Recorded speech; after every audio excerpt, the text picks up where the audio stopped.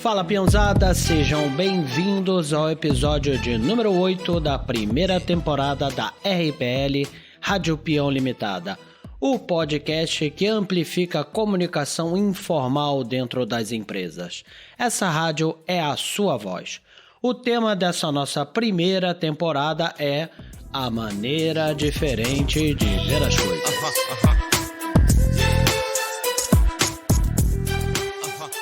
Ao longo das minhas passagens profissionais, eu ouvi muito a palavra injustiça.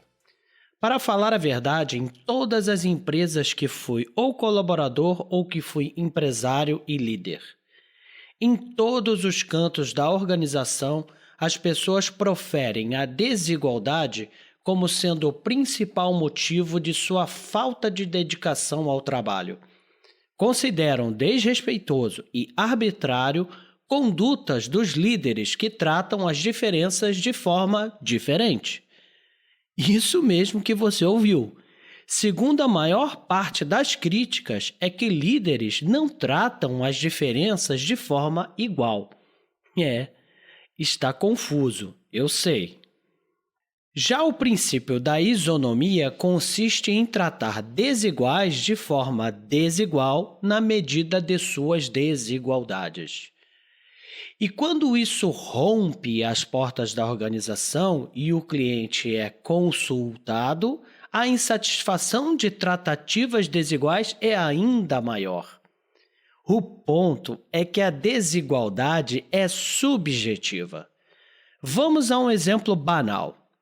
Lembro uma vez em que eu trabalhava no varejo e era gerente de uma equipe de 15 pessoas. E houve uma discussão entre os liderados a respeito de não poder comparecer a uma reunião que eu marquei para antes do início da abertura da loja. Fui categórico e determinante. Todos têm que comparecer. Mas aí surgiram os seguintes motivos para a ausência. Eu não posso faltar à aula. Tem prova e a faculdade é a minha prioridade. Outra pessoa disse: eu não tenho com quem deixar meu filho nesse horário. No que outra pessoa disse também: minha irmã só pode ficar com meu cachorro no meu horário de trabalho e ele não pode ficar sozinho, pois destrói tudo em casa e se machuca. O que você faria? Determinaria a presença obrigatória a todos ou permitiria a ausência dos mesmos? Ou ainda, faria algum juízo de valor e permitiria a ausência de um ou outro de acordo com seus motivos? E nessa última possibilidade, a quem você daria anistia? Uma pergunta: os demais iriam se sentir injustiçados? Com certeza sim. Falaremos nesse episódio sobre o que diz o conceito e teoria da justiça e por que comparar não é o caminho. Eu sou o podcaster Christian Bernardo e depois dessa breve apresentação, vamos botar a mão na massa.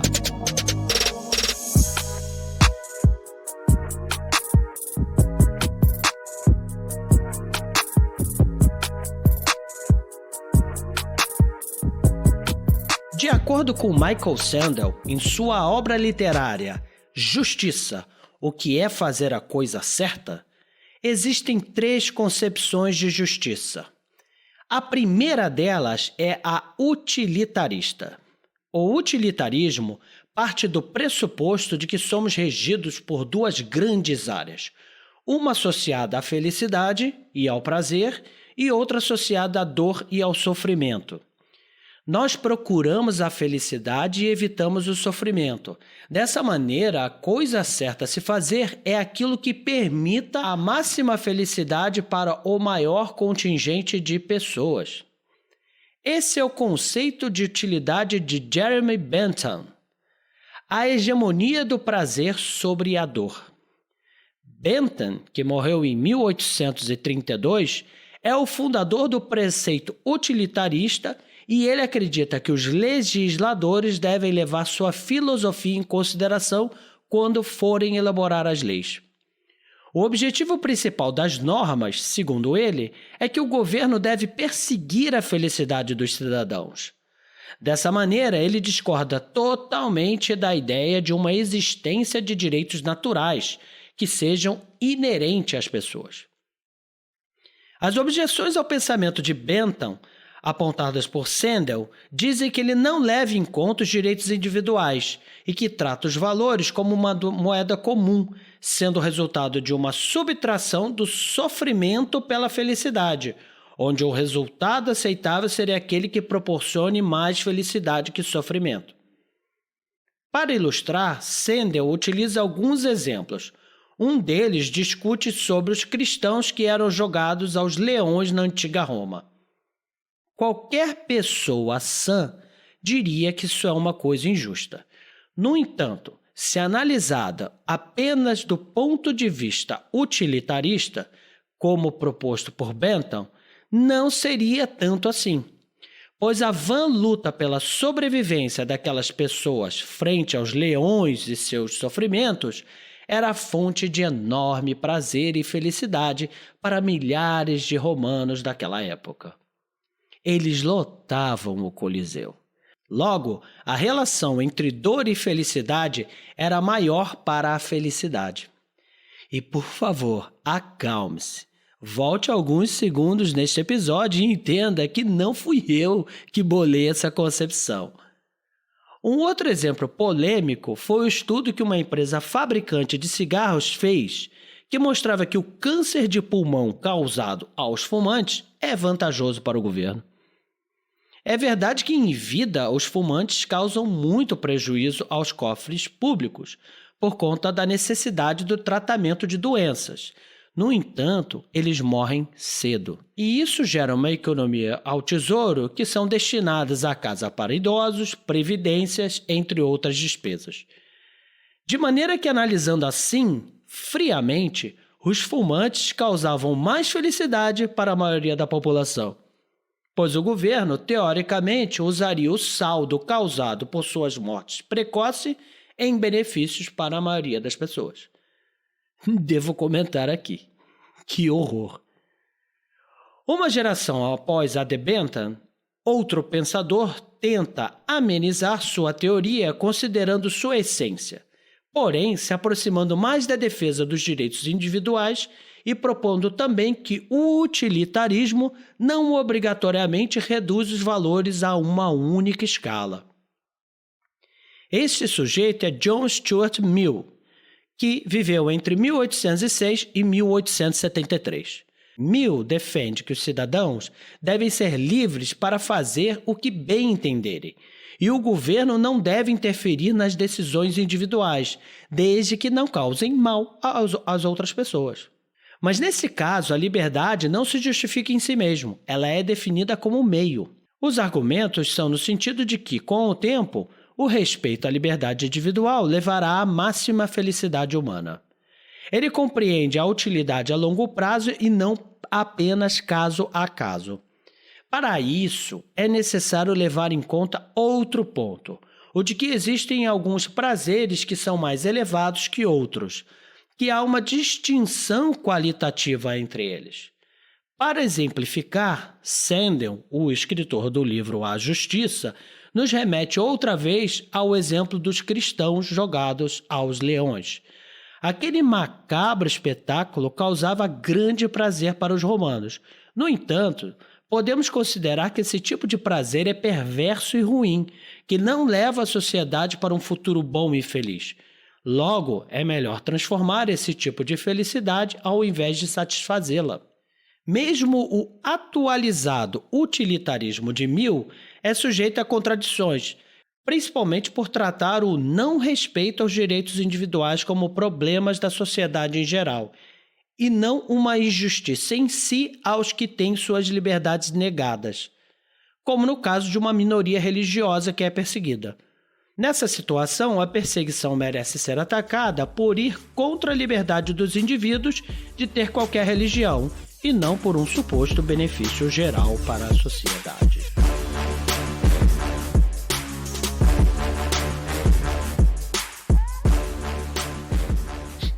A outra grande linha de pensamento apresentada no livro é a ideologia libertária, que supõe que justiça sempre deve estar conectada à liberdade. Os libertários defendem um Estado mínimo, que tem influência nas decisões individuais apenas no indispensável, que mantenha a paz, que faça com que os contratos sejam cumpridos e que proteja a propriedade privada. O necessário para manter e sustentar uma sociedade de livre mercado. Eles são contra qualquer tipo de paternalismo estatal ou alguma legislação sobre a moral e principalmente são contra qualquer tipo de redistribuição de renda. Alegam que não cabe ao Estado obrigar alguém a ajudar outras pessoas, nem que seja por meio de impostos, com a finalidade de redistribuição da riqueza, que isso deve ser facultativo e não uma obrigação, pois cada um deve fazer o que bem entender com o que possui. Robert Nozick, que viveu entre 1938 e 2002, é um dos defensores das ideias libertárias. Para ele, não há nada de errado na desigualdade econômica. Basta que exista justiça na conquista da riqueza e na sua transferência. Na sua concepção, qualquer Estado que intervenha nos direitos individuais mais do que o necessário, que proteja as pessoas contra a força, contra o roubo e contra a fraude, não se justifica. Para ele, confiscar o dinheiro que é resultado do trabalho de alguém é o mesmo que se apropriar desse trabalho e do tempo gasto em função daquele dinheiro. A essência do argumento se resume em, abre aspas, se sou dono de mim mesmo, devo ser dono dos frutos do meu trabalho, fecha aspas. Exemplos como serviço militar não compulsório e barrigas de aluguel são utilizados para difundir essa concepção de justiça. Ambos os casos são defendidos pelos libertários, pois para eles o serviço militar não deve ser obrigatório. Cada um deve decidir se pretende ou não se alistar ou servir nas forças armadas de seu país. Da mesma maneira, a mulher que decide se quer ou não engravidar do filho de outras pessoas. No entanto, diferentes situações podem influenciar essas decisões, tornando-as nem sempre justas. Pois em um período de guerra, por exemplo, muito provavelmente alguém que não tenha necessidade do dinheiro pago pelo exército não arriscaria a vida em função do seu país. Essa hipótese é representada em números do exército americano, onde a maioria dos soldados são oriundos das classes mais pobres. Em proporções maiores, essa lógica se aplica ao caso das mulheres que se submetem a um acordo de gravidez de aluguel. Dessa maneira, a liberdade de escolha é ilusória, pois a realidade material muitas vezes é tão coercitiva quanto uma norma jurídica. Outro defensor da ideia de que justiça começa pela liberdade é Immanuel Kant, que viveu entre 1724 e 1804. Porém, ele diz que a liberdade vai além da livre escolha de mercado, da liberdade de comprar e vender. Para ele, muitas de nossas vontades nos são impostas, seja pela natureza, seja pela sociedade. A fome, por exemplo, é algo imposto biologicamente. Comemos por sentirmos fome, mas não escolhemos ter fome. Ter o carro do ano, esse já é um desejo imposto pela sociedade, seja pela propaganda ou por outro meio, mas é algo que não existiria caso não houvesse imposição. Quando procuramos satisfazer esses desejos, argumenta Kant, não agimos livremente. A liberdade é verdadeira quando agimos de acordo com leis que nós mesmos nos impomos através da nossa racionalidade. Kant parte da premissa que somos seres racionais, merecedores de dignidade e respeito. Dessa forma, não somos meio para a felicidade. Algo não deve ser bom por ser melhor para a sociedade. A finalidade sempre deve ser o indivíduo em si. Quando agimos livremente, fazemos algo por fazer algo, e não como maneira para alcançar outra coisa. Essa capacidade de agir autonomamente, pela racionalidade, para Kant, é o que confere à vida humana sua dignidade especial. Ela diferencia pessoas de coisas.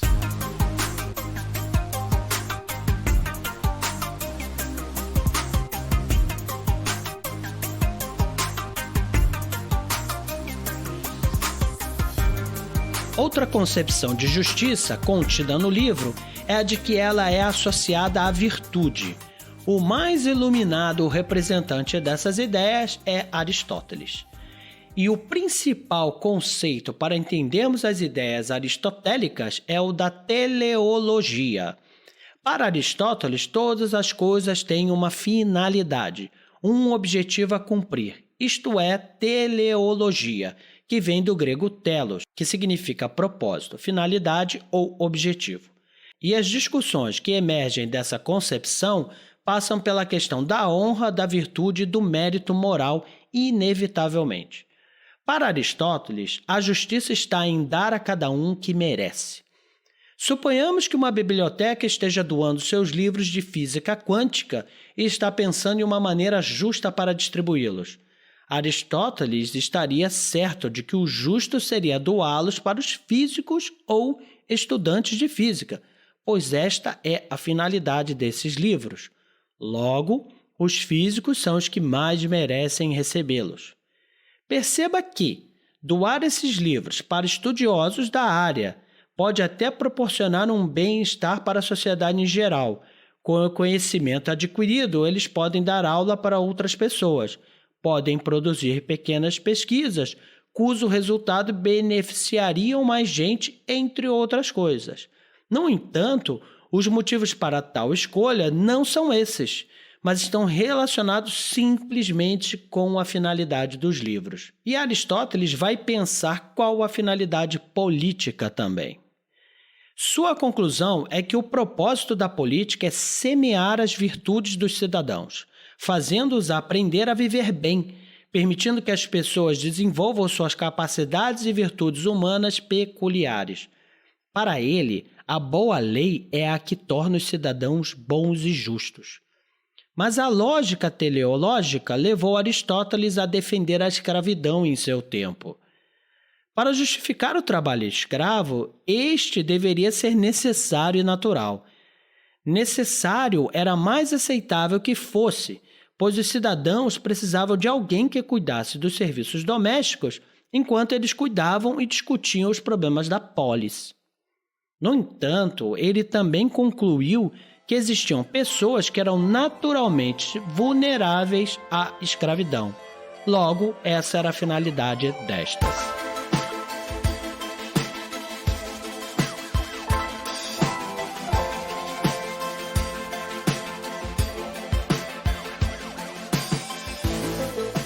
Voltando à justiça que está ligada à liberdade, temos ainda John Rawls, que se distingue dos demais apresentados até agora. A sua questão principal é a equidade.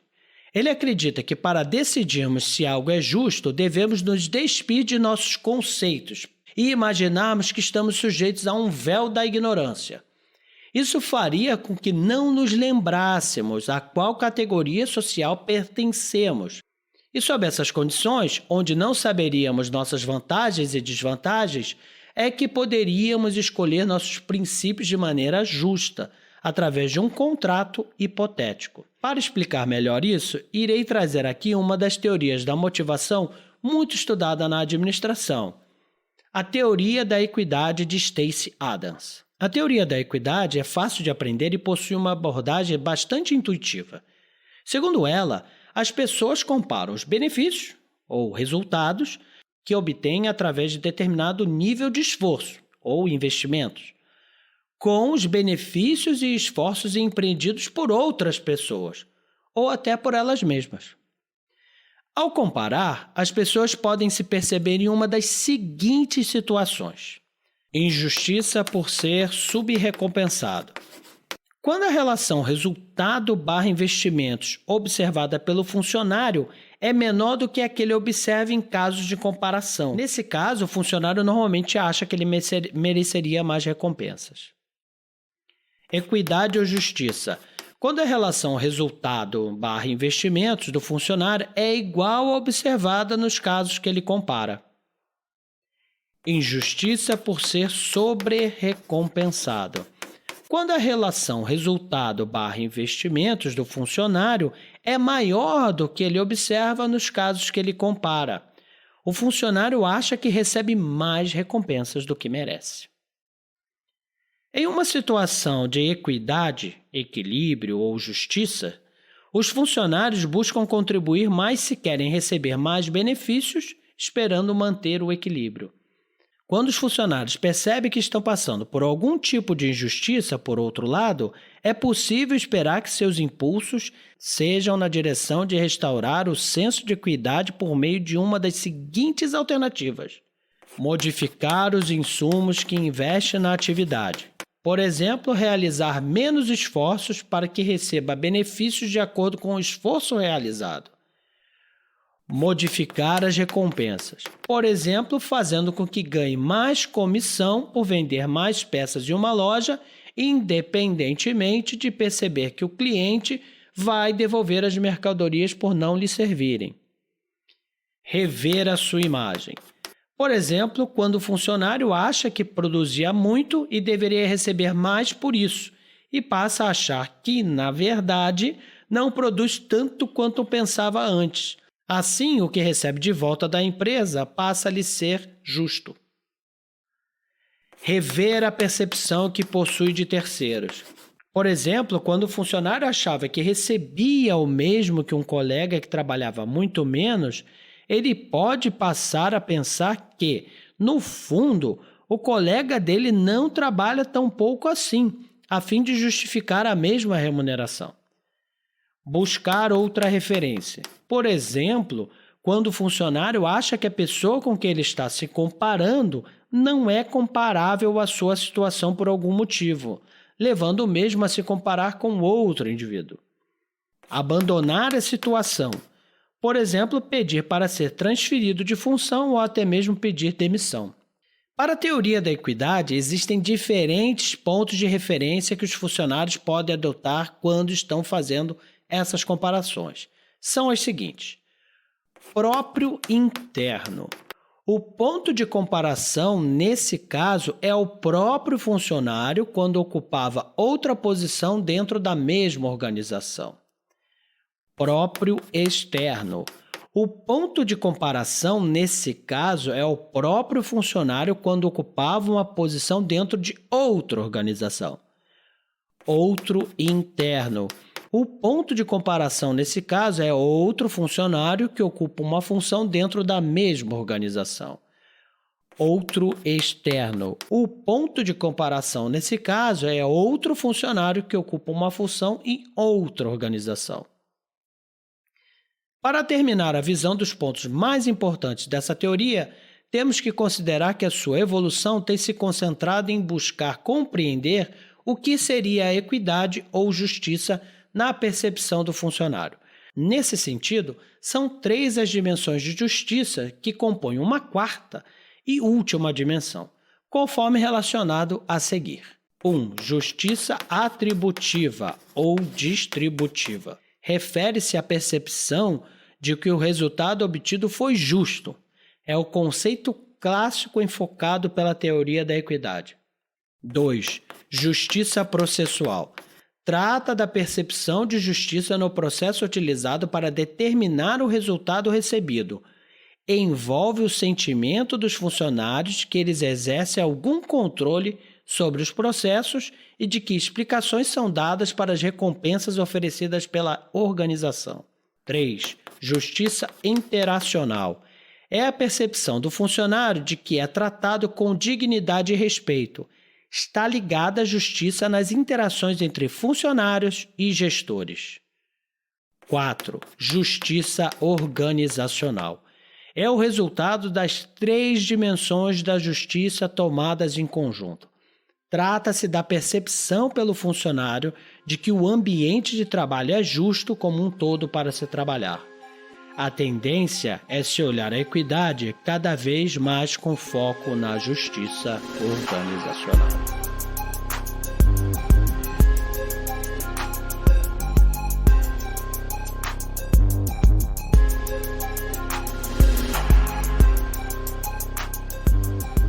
Não tenha dúvida que o senso de justiça está fortemente ligado à comparação que fazemos da nossa realidade com a dos outros, seja no ambiente de trabalho ou pessoal.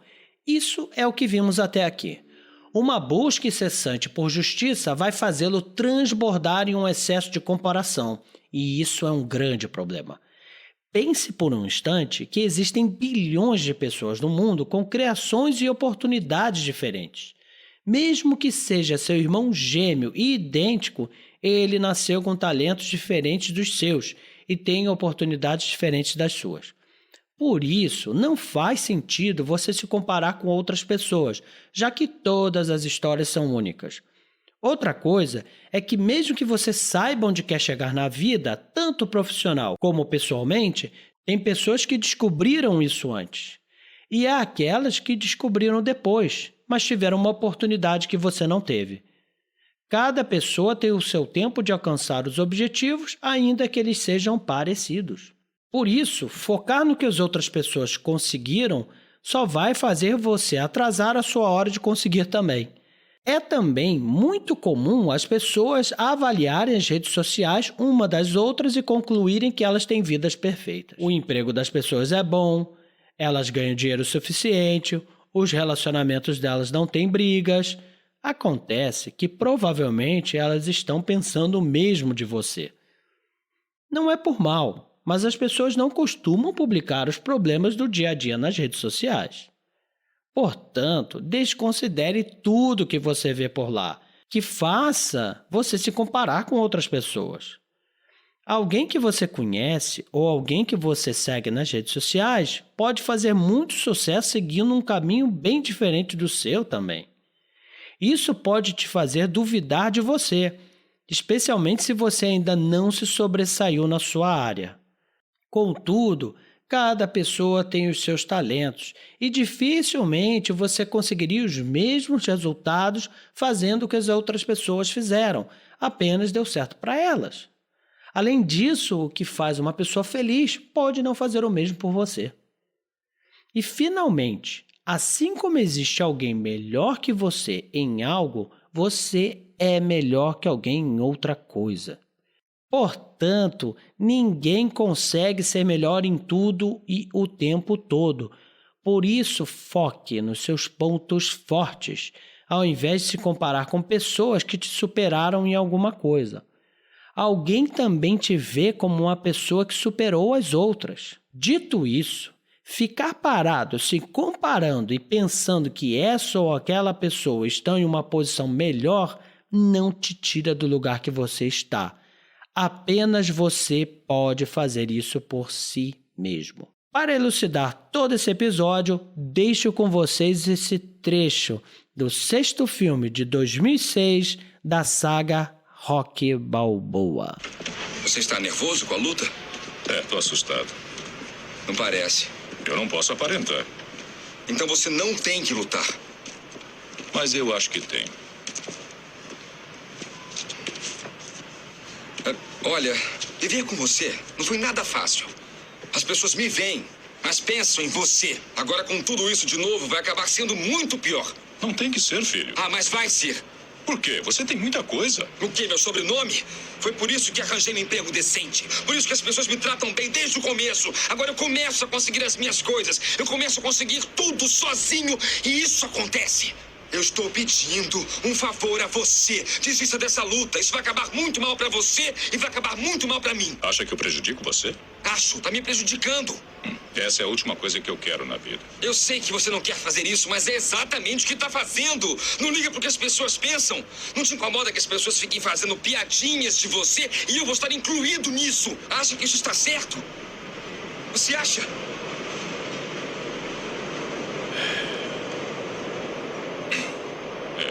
Você não vai acreditar. Mas você cabia aqui. Eu segurava você e dizia para sua mãe: esse menino vai ser o melhor menino do mundo. Esse menino vai ser melhor do que qualquer um que conhecemos. E você cresceu bom, maravilhoso. Foi muito legal ver você crescer. Foi um privilégio. Aí chegou a hora de você ser adulto e conquistar o mundo. E conquistou. Mas em algum ponto desse percurso, você mudou. Você deixou de ser você. Agora deixa as pessoas botarem o dedo na sua cara e dizerem que você não é bom. E quando fica difícil, você procura alguma coisa para culpar, como uma sombra. Eu vou dizer uma coisa que você já sabe. O mundo não é um grande arco-íris. É um lugar sujo, é um lugar cruel, que não quer saber o quanto você é durão. Vai botar você de joelhos e você vai ficar de joelhos para sempre se você deixar. Você, eu, ninguém vai bater tão duro como a vida. Mas não se trata de bater duro. Se trata de quanto você aguenta apanhar e seguir em frente, o quanto você é capaz de aguentar e continuar tentando. É assim que se consegue vencer. Agora, se você sabe o seu valor, então vá atrás do que você merece, mas tem que ter disposição para apanhar. E nada de apontar dedos, dizer que você não consegue por causa dele ou dela ou de quem seja. Só covardes fazem isso e você não é covarde. Você é melhor do que isso.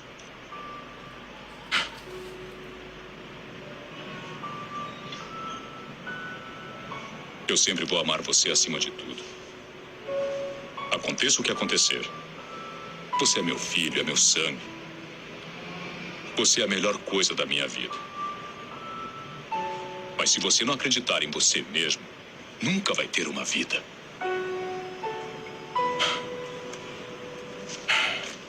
Não esqueça de visitar a sua mãe.